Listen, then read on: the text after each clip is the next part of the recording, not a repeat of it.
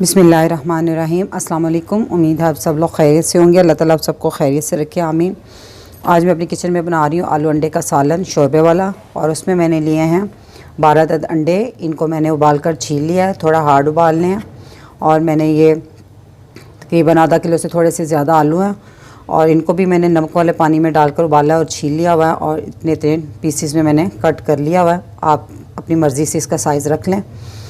और मैंने तकरीबन 1 पाव प्याज लिए 250 ग्राम, और ये 2 अदद दरमियाने साइज़ के टमाटर हैं, और ये लहसुन और अदरक 1-1.5 इंच का टुकड़ा था, उनको छोटे पीसेस में काट लिया। और ये लहसुन है, ये भी साबुत है, ये मैं बाद में बताती मैंने इसका क्या करना है। ये एक पूरा फूल जो होता है लहसुन का, ये वो है मैंने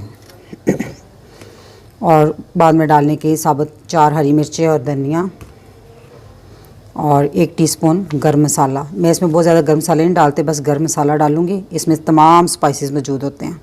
2 टीस्पून सुरख मिर्च, 1 और हाफ़ कह लें कि 1.5 टीस्पून मैंने नमक, और 1/4 टीस्पून हल्दी। ठीक है, अब हम इसको बनाना शुरू करते हैं।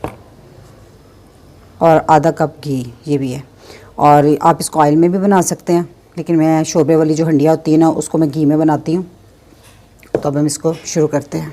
अगर आपने मेरा चैनल अभी तक सब्सक्राइब नहीं किया तो रेड बटन को दबाएं, और साथ घंटी के निशान को दबाना मत भूलें, ताकि मेरी हर नई वीडियो सबसे पहले आप तक पहुंचे। मैंने एक बर्तन चूल्हे पे रख दिया पकाने के लिए, और अब इसमें सबसे पहले घी ऐड करूंगी। इसमें प्याज डाल देंगे। ये मैंने रफली ही चॉप किया हुआ है, मोटा मोटा ही काट लें आप भी, क्योंकि मैंने इसकी बाद में पेस्ट बनानी है। इसमें ये देखें लहसुन और अदरक भी डाल दूँगी साथ ही। अब इसको फ्राई करना है, हमने इसको ब्राउन नहीं देना कलर, बस इसको कह लें कि हल्का पिंक सा हो जाए बस, और सॉफ्ट हो जाए प्याज, उस वक्त इसको फ्राई करना है। आंच मैंने तेज़ ही रखी हुई है। देखिए ये प्याज और लहसुन वगैरह सब हल्का सा फ्राई हो गया। अब मैं इसको निकाल लूँगी किसी प्लेट में। ठीक है, ये जो मैंने लहसुन और प्याज वगैरह जो फ्राई किया ना, अब हमें इसकी पेस्ट बनानी है। मैं इसी में टमाटर भी डाल दूँगी। आपको जैसे मर्ज़ी सहूलत हो तो आप इसकी पेस्ट बना लें।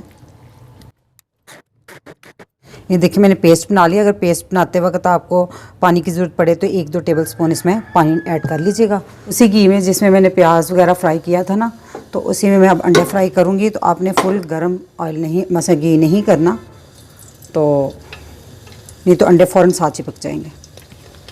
इसमें हम अंडे फ्राई कर रहे हैं।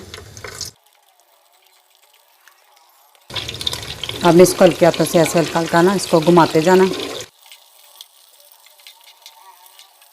देखिए अंडे मैंने सारे हल्के हल्के फ्राई कर लिए हैं।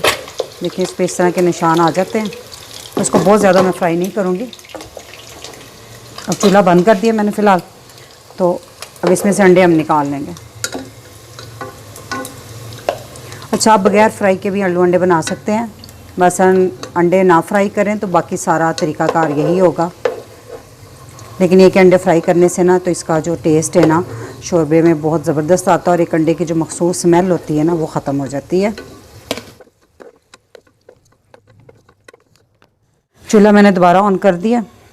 तो अब हम इसमें जो हमने पेस्ट बनाई थी तमाम मसालों की, तो वो इसमें डाल दूँगी। अब हम इसको भूनेंगे। इसको बहुत ज़्यादा भूनने की ज़रूरत नहीं, क्योंकि ऑलरेडी हमने प्याज लहसुन वगैरह इसमें भुना हुआ है। बस ये जो टमाटर का पानी है ना इसमें, बस वो हमने ट्राई करना है। देखिए ये मसाले ने घी छोड़ दिया हुआ है। अब हम इसमें हल्दी नमक मिर्च डालेंगे। गरम मसाला मैं बाद में डालूँगी। ये सब्ज़ी आलू अंडे की जो सालन है ना, ये बनने में थोड़ा सा टाइम ज़रूर लगता है, ये झटपट नहीं बनता, लेकिन खाने में बहुत लजीज होता है। बाद लोग कहते हैं जी ये झटपट 15 मिनट में तैयार, 20 मिनट, बिल्कुल नहीं, ये थोड़ा सा टाइम लेता है।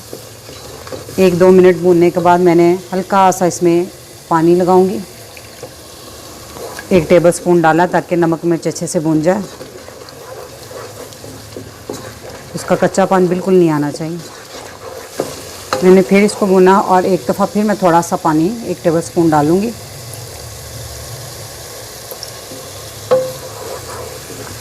मसाला अच्छे से आपको भूनना चाहिए। मसाला अच्छे से भुन गया। अब हम इसमें आलू डाल दूँगी मैं।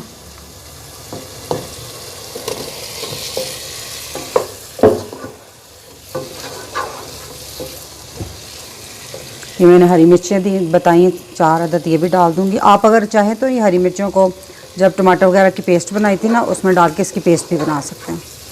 बस ज़्यादा नहीं टमाटर आलूओं को भूनना हमने, क्योंकि ऑलरेडी तो पके हुए हैं वैसे ही। वो अंडे भी डाल दूँगी मैं। बस हल्के हाथों से इसको हिला लें एक दफ़ा।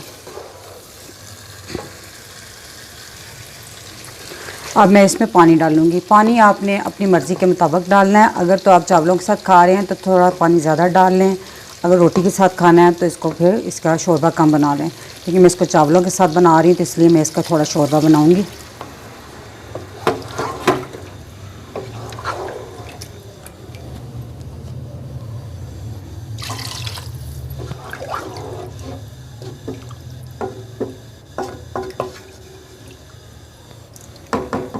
मैंने 3 गिलास पानी डाल दिया। देखिए सालन में उबाल आ गया। तो अब हम इसकी आंच धीमी करके, मसलन दरमियानी आंच पे इसको रख कर ढककर मैं पकाऊंगी इसको।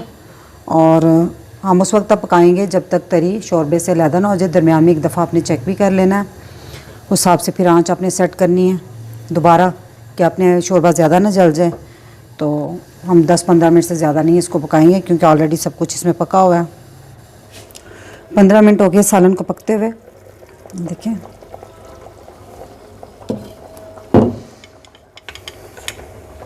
ये देखिए शोरबे ने सारा घी ऊपर आ गया, मसन छोड़ दिया ऊपर। ये देखिए ठीक है, तरी ऊपर आ गई है। तो सबसे पहले मैं इसमें अब मसाला डालूँगी, गरम मसाला जो मैंने आपको बताया था। ये मेरा होममेड गरम मसाला, मेरे चैनल पर इसको सर्च कर सकते हैं। अच्छा मैं आपको बता दूं, मैंने 6-7 मिनट इसको दरमियानी आंच पे पकाया, बाद में इसको हल्की दम वाली आंच पे मैंने बाकी 6-7 मिनट पकाया। अब ये हल्की सी आंच है, अब मैं चूल्हा बंद कर दूंगी। इसमें डाल दूंगी अब साथ धनिया। अगर आपको मेरी रेसिपी अच्छी लगी तो प्लीज़ मेरी वीडियो को लाइक करें, शेयर करें और मेरे चैनल को सब्सक्राइब करें। अब इजाज़त चाहूँगी। अल्लाह ताला आप सबको खुश रखे और मुझे अपनी दुआ में याद रखिएगा। अल्लाह हाफिज़।